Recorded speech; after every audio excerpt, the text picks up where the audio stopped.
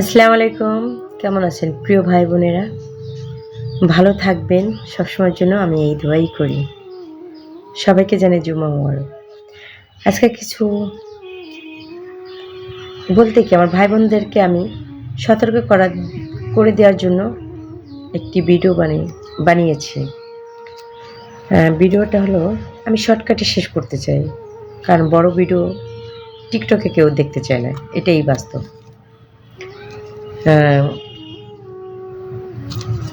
আমি কিছু টাকা আনার জন্য মনে করেন ঢাকার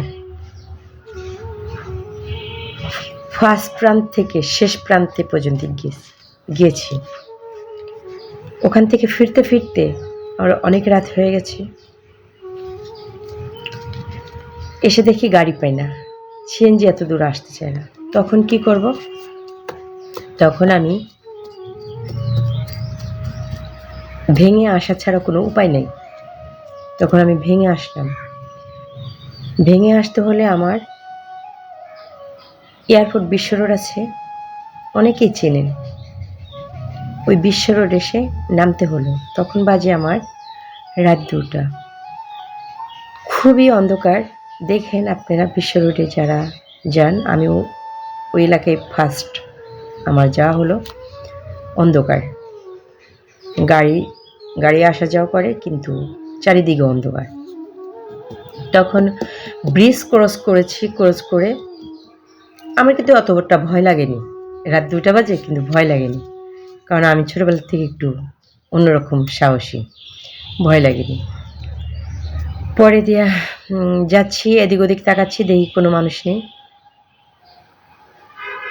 2 পাও 3 পাও হেঁটে গেছি। যাওয়ার পরে দেখি কি একটা ছেলে আমার পাশ থেকে বলতেছে, আপু কোথায় যাবেন?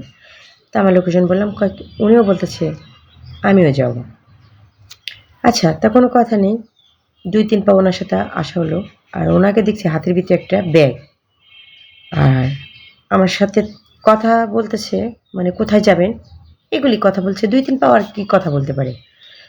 তো উনি দেখতেছি আমার ক্লোজ হয়ে যাচ্ছে, মানে কাছে চলে আসছে। তখন আমি কি করলাম, চেপে যাই, আর উনি কাছে আসে।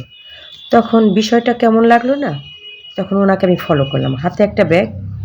তখন দেখলাম একটা টি শার্ট পরা, টি শার্টের উপরে একটা শার্ট পরা, আর চোখগুলি বড় বড়।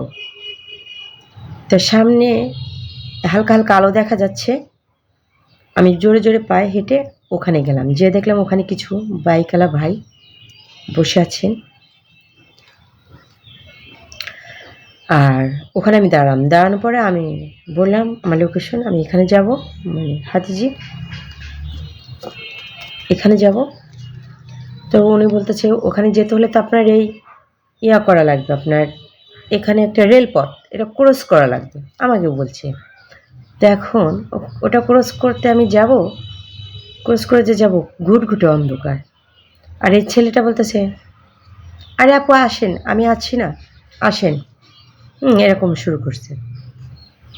তা আমি আবার কি করলাম, দেখি ছেলেটার ব্যাগের ভিতরে কি, ব্যাগটা ছিল সাদা। তা ওনাদের সাথে কথা করছি, আর ওই ব্যাগটার ভিতরে আমি ফলো করছি। এর স্পর্শভাবে দেখা যাচ্ছে, বুঝছেন, যে ব্যাগটার ভিতরে, হয়তো শুনলে আপনাদের কেমন লাগবে জানি না, গা শিহরে উঠতে পারে,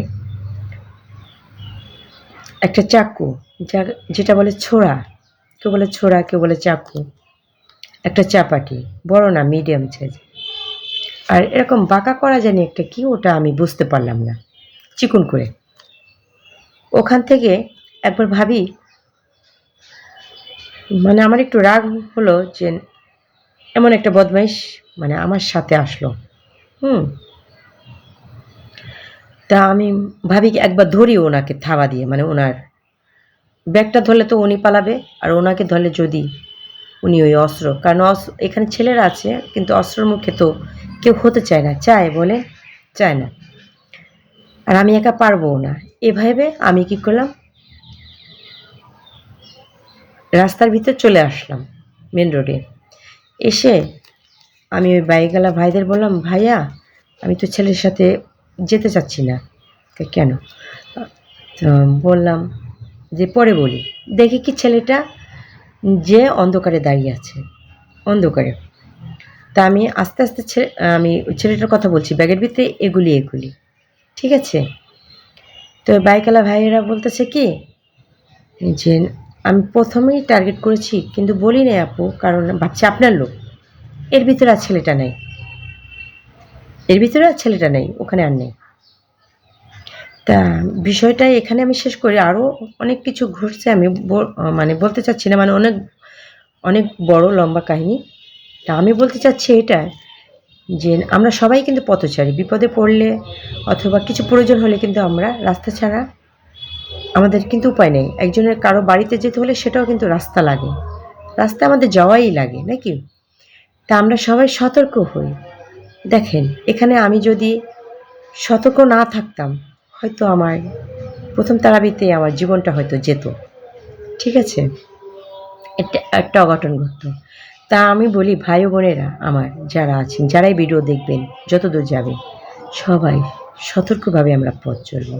আমি প্রত্যেকটা ভিডিওতে কিন্তু আমি এই মেসেজটাই দিয়ে থাকি যে আমরা কান চোখ খোলা রেখে পথ চলব। আল্লাহ হাফিজ, সবাই ভালো থাকবেন।